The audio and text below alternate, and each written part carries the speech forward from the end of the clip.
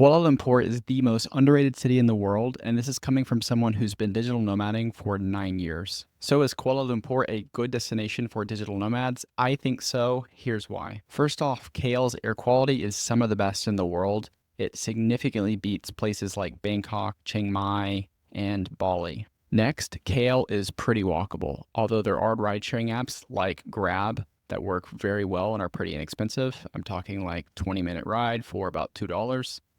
If you stay in the city center, you can walk pretty much everywhere, and if you can't walk there, you can usually take the MRT, which leads me to public transit.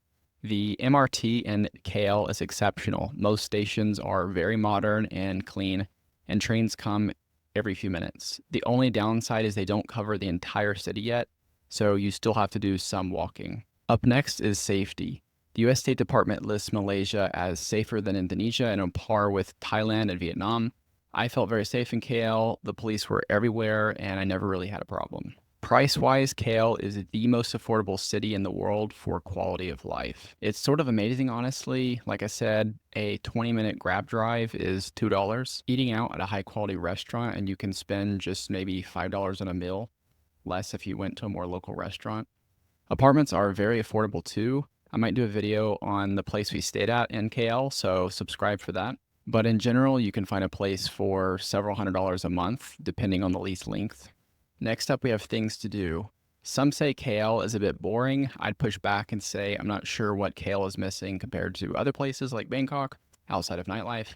That said, if you are looking for nightlife, I don't recommend KL, but there are plenty of other things to do that match any other Asian city. You have botanical gardens, canopy walks, sky bars, climbing, museums, art centers, etc. I think KL has some of the most amazing food in the region because it's so multicultural. You also have a bit of Middle Eastern flair since Malaysia is a very Islamic country. Another great thing that KL has is world-class malls. There are so many malls here, it'd take a lifetime to see them all, but my favorites are Lalaport, Pavilion, and TRX. The TRX Mall, I think, is one of the best malls in the world. It connects directly to the modern MRT station, has lots of high-end shops and restaurants, and on the roof there is a fully fledged botanical garden that sort of acts like a city park. One place that's outside of the city center that I think is worth mentioning is Desa Park. It's a very modern, very clean mini city within KL that has mostly expats from Korea. And because of this, they are a lot more dog friendly than other parts of KL. It's also fairly bikeable and has a lot of greenery. The downside is the public transit there is pretty much non-existent, so you'll have to grab a Grab to go to and from Desa Park. And speaking of getting to and from places, KL's airport has a very fast and efficient airport train. The train takes about 45 minutes from KL to the airport, whereas taking a car takes about an hour or even a little bit more at times if there's traffic. Up next is healthcare. Kuala Lumpur has some of the best healthcare I've ever experienced.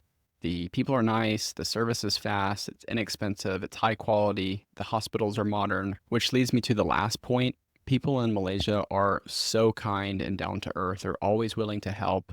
And if I had to rank countries based off of personalities, I would put Malaysia as number one. If you found this content valuable, give it a like and subscribe to follow me as I travel around the world. I'm on my 9th year of digital nomading while I buy and build businesses that help fund my lifestyle.